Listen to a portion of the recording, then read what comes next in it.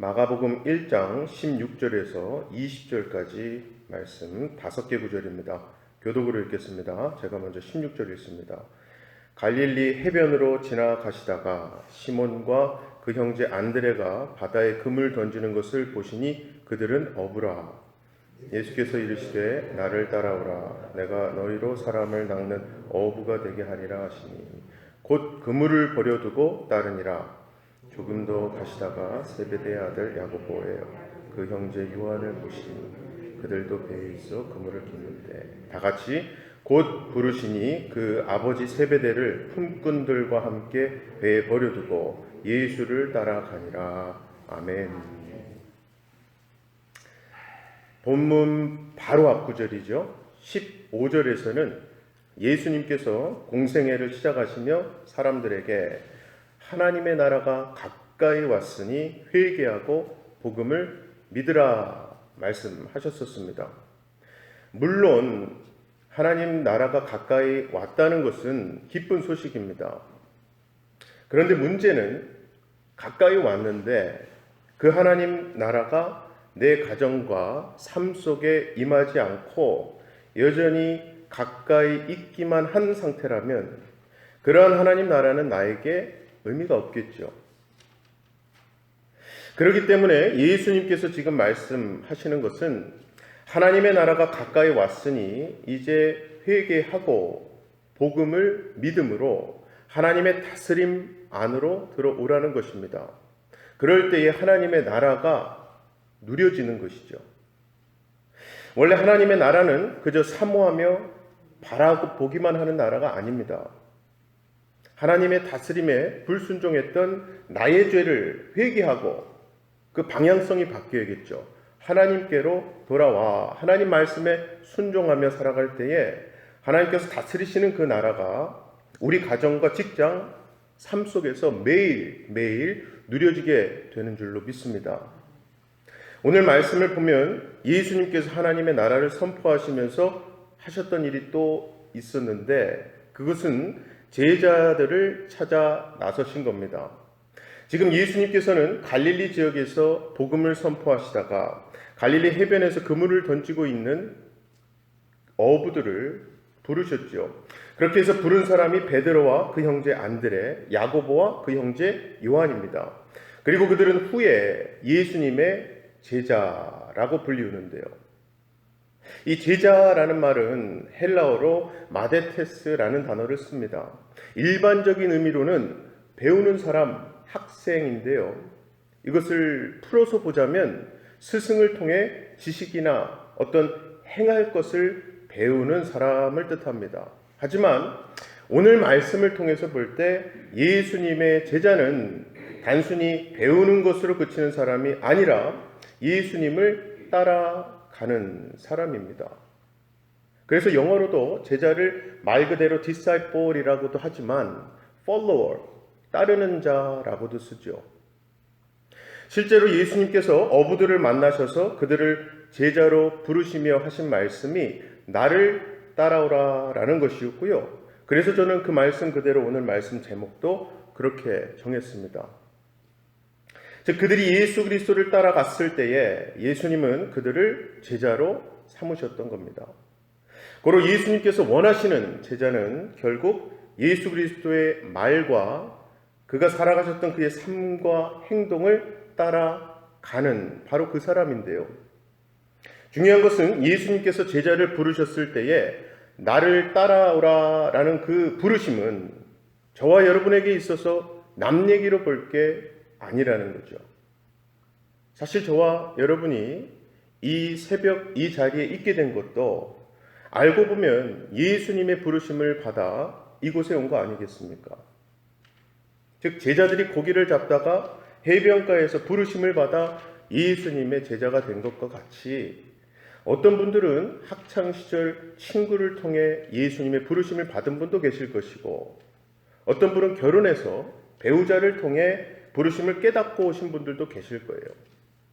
한마디로 우리 모두가 참 여러 가지 모습으로 예수님의 부르심을 받은 거죠.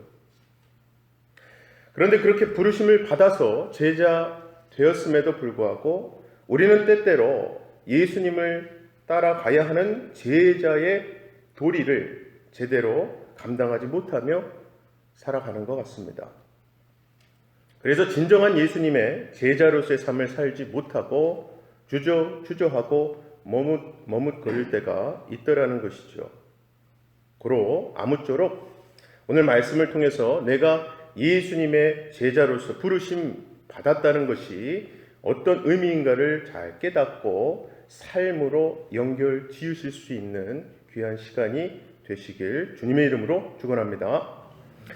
자, 먼저 제자의 삶은 내 삶의 주도권과 목적이 예수님께 있음을 믿고 따라가는 사람입니다. 예수님 그 당시에는 누군가의 제자가 되고자 한다면 자신을 가르쳐줄 스승, 랍비를 찾아 나서는 것이 일반적입니다. 그 말은 곧 제자가 어떤 주도권을 잡고 자기의 목적과 필요를 만족시켜줄 만한 자기에게 맞는 스승을 찾아 선택한다는 거죠. 그런데 예수님은 그 반대인 거예요. 예수님께서 주도권을 가지시고 제자들을 찾아서 그들을 부르셨던 겁니다. 즉 예수님께서 직접 갈릴리 해변으로 가셔서 고기를 잡고 있는 제자들을 부르신 거죠. 그렇기 때문에 제자들을 부르신 목적도 제자들에게 있는 것이 아니라 부르신 예수님께 있는 겁니다. 이렇듯 예수님의 제자라고 함은 내 삶의 주도권과 목표를 예수님께 드리는 사람이죠. 그리고 예수님께서는 그 어부들을 부르시는 목적을 말씀하시는데요. 본문 17, 18절이었죠. 나를 따라오라. 내가 너희로 사람을 낚는 어부가 되게 하리라 하시니 곧 그물을 버려두고 따르니라. 사실 제자들은 평생 고기를 낚는 어부가 되기 위해 살아왔지 결코 사람을 낚는 어부가 되기 위해 살아본 적도 없고요. 그렇게 생각해 본 적도 없었을 겁니다. 그런데 그 어부들이 지금 예수님께서 사람을 낚는 어부가 되리라는 말씀을 듣고서 정말로 그렇게 해보겠다고 예수님을 따랐던 거거든요. 솔직히 이때 당시 어부들은요, 예수님께서 자신들을 사람을 낚는 어부로 만들어 주시겠다는 말씀의 의미도 제대로 몰랐을 거예요. 그런데 참 신기하게도 그들은 예수님을 따라 나섭니다. 왜냐하면 참 이상하게도 그들에게는 예수님에 대한 믿음이 있었던 거예요. 그것은 곧 그들이 비록 자신들은 잘 이해할 수 없지만 예수님을 따라가는 것이 복되고 가치가 있는 일임을 믿었던 거죠. 그렇게 자신을 부르신 예수님의 목표가 이루어지는 것이 하나님의 뜻임을 믿고서 그들은 예수님의 부르심에 자신들을 맡겼던 거예요. 사랑하는 우리 성도 여러분, 저와 여러분이 이곳에 있는 것도 절대 우연이 아닙니다. 내가 주도권을 가지고 예수님을 선택해서 믿고 나와 있는 것 아니지 않습니까?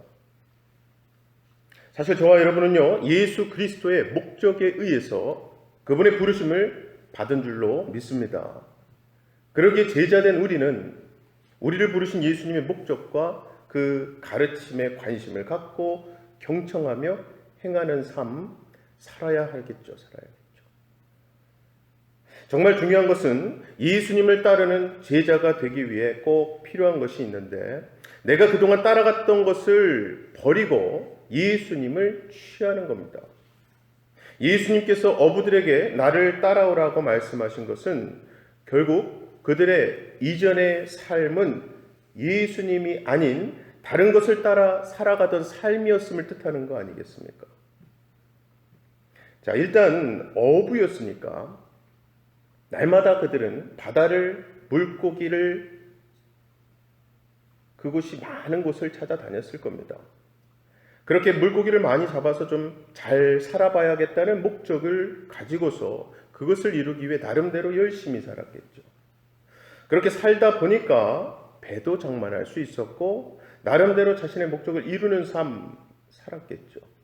하지만 나를 따라오라는 예수님의 부르심은 그들의 삶의 방향을 돌려놓은 거예요. 즉 그들은 자신들이 따라 살았던 것들을 바로 버려버렸죠. 그리고 그 길로 예수님을 따라 나섰던 겁니다. 그래서 결국 예수님을 따르기 위해 반드시 거쳐야 하는 것이 버림, 내려놓음인 거죠. 예수님을 따르기에 방해가 되는 것들을 버리고 내려놓을 때에 예수님을 따라갈 수가 있는 것이지, 그렇지 못하면 과거의 삶에 얽매여서 주님 따라갈 수가 없겠죠.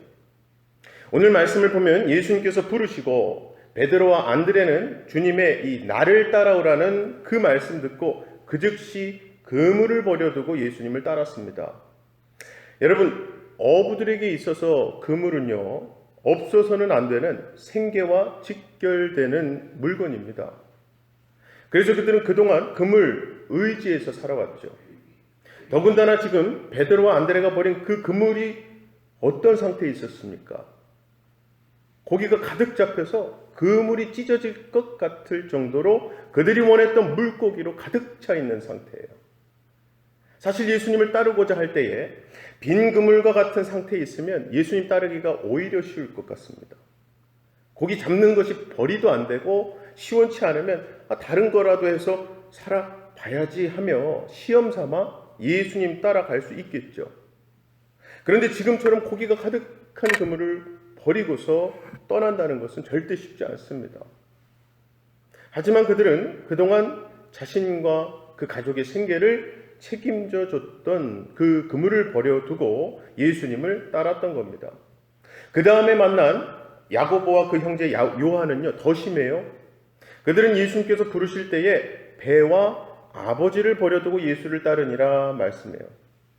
이러한 것들을 볼 때에 그 어부들은요, 예수님께서 나를 따라오라 라고 부르실 때에 예수님이라는 저분이 내가 모든 것을 버리고 따를 수 있는 정말 가치가 있는 분이심을 깨달아 알았던 거죠. 그래서 내가 밤새 수고하고 채우려고 했던 그 빈 그물에 말씀 한마디로 그 바다의 수많은 물고기들을 모으셔서 그물을 풍성하게 채우시는 분이라면은 자신의 인생을 보다 가치 있고 풍성한 것으로 채울 수 있는 분이라는 것 깨닫는 지혜가 그들에게 있었던 거죠. 사실 그 지혜조차도 하나님께서 허락하신 거죠. 그리고 예수님의 제자가 되는 것의 초점은 버리고 잃는 것이 아닙니다. 가장 좋은 것을 취하는 자가 제자이죠. 사실 우리는 예수님을 따른다는 것을 우리가 무엇인가를 잃고 손해보는 것 같다 생각할 때가 많습니다. 그리고 솔직히 우리도 예수님을 따르고자 결심했던 어부들이 버렸던 그물, 배, 가족과 같은 것들에 아직 붙잡혀서 예수님 제대로 따라가지 못할 경우가 많지 않습니까? 그런데 예수님은 분명히 말씀하셨죠. 요한복음 14장 6절에서 예수께서 이르시되 내가 곧 길이요 진리요 생명이니 나로 말미암지 않고는 아버지께로 올 자가 없느니라 말씀하셨어요. 정말 지금 이 순간도요, 수많은 사람들은 예수님 따르지 않고 주저하다가 거짓과 멸망의 길을 자초하고 시달려 가고 있습니다. 하지만 내 과거의 삶의 가치와 기준들을 버리고 예수님 붙잡고 예수님 따라가며 그분의 삶을 취한다고 한다면 그것이 곧 참 진리요 생명의 길을 따라가는 것인 줄로 믿습니다. 꼭 기억하시기 바랍니다. 예수님께서 나를 따라오라고 하셨을 때에 자신의 소중한 것을 모두 버리고 예수님 따를 수 있었던 제자들은 무모하고 무지한 사람들이 아닙니다. 그들이 그렇게 할 수 있었던 것은 예수님께서 따라오라고 하신 그 길이 가장 가치 있고 고귀한 삶임을 믿었던 거예요. 그와 마찬가지로 우리 또한 예수를 믿고 따르는 제자로서 가야 할 길은 어떠한 형편에 있더라도 주님께서 먼저 가신 그 길을 따라서 말씀대로 순종하며 살아가는 겁니다. 아무쪼록 나를 따라오라는 예수님의 이 부르심에 늘 귀 기울이시고 날마다 주님을 따라가시는 참된 제자의 삶 다 사시기를 주님의 이름으로 간절히 축원합니다. 이 시간 다 같이 두 가지 기도 제목 놓고 기도하기를 원합니다. 첫 번째는 오늘도 우리 삶 곳곳에서 예수님의 부르심이 있을 겁니다. 말씀이 갑자기 생각나게 한다든지, 예수님이라면 이 상황에서 어떻게 하셨을까? 우리 김영일 목사님 설교 What would Jesus do 생각하시는 거죠. 여러 가지 상황 속에서 예수님 따라, 말씀 따라 결단하고 살아내는 오늘 하루 되게 해달라고, 이번 사순절 되게 해달라고 기도하십시다. 두 번째는요, 교육부의 교사 선생님들 위해 기도 부탁드립니다. 한국문화학교, 유아 유치부, 초등부, 중고등부를 섬기고 계시는 모든 선생님들 위해 기도 부탁드립니다. 함께 기도하겠습니다. 사랑의 아버지 하나님, 감사합니다. 오늘도 하나님 은혜로 하나님의 부르심에 의해 우리가 이 자리에 온 줄로 믿습니다. 의지로, 의식적으로 그 부르심에 순종하고 나온 발걸음도 있을 것이고, 또 얼떨결에 억지로 또 몸이 거부하는 상태임에도 불구하고 나온 발걸음도 있을 텐데, 어떠한 상황이든지 간에 하나님의 부르심에 순종한 이 발걸음, 또 하나님의 목소리에 귀 기울인 그 심령의 귀와 문들을 하나님께서 열어주시고 붙잡아 주셔서 그 믿음의 발걸음들, 비록 흔들리고 넘어지더라도 다시 그 부르심에 순종하며 일어나 살아낼 수 있는 삶이 되게 하시고, 말씀이 들려질 때마다 들을 수 있는 귀를 열어주시고 마음 열어주셔서 그 말씀대로 살아보리라 결단하고, 그 결단과 행동할 수 있는 의지력과 행동력조차도 허락하신 예수 그리스도, 우리 안에 있는 그분의 영이신 성령님 능력 경험할 수 있도록 도와주시옵소서. 특별히 오늘도 우리가 주신 말씀이 자꾸 생각나거나 마음에 찔리거나 혹은 필사하고 있는 그 말씀이 갑자기 떠오르며 우리 삶 가운데 적용할 수 있는 기회가 올 때에 그 기회 놓치지 않게 하시고, 또 예수님이라면 이 상황, 이 대화에서 어떻게 할까를 항상 생각하고 우리가 그 예수님 따라, 예수님 닮아 살아보는 삶이 될 수 있도록 도와주시옵소서. 우리 교육부 하나님께서 너무나 사랑하셔서 다음 세대를 우리 교회로 보내주시고, 부모 세대와 함께 또 섬기는 우리 선생님들과 함께 섬기고 사랑하게 하셔서 감사합니다.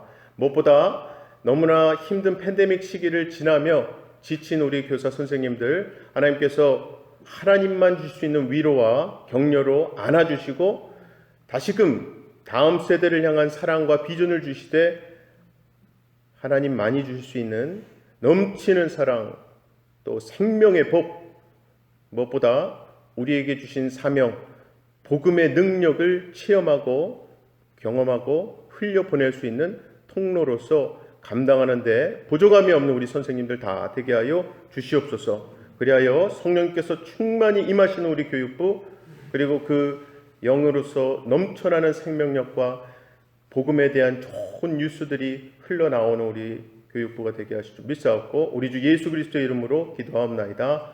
아멘.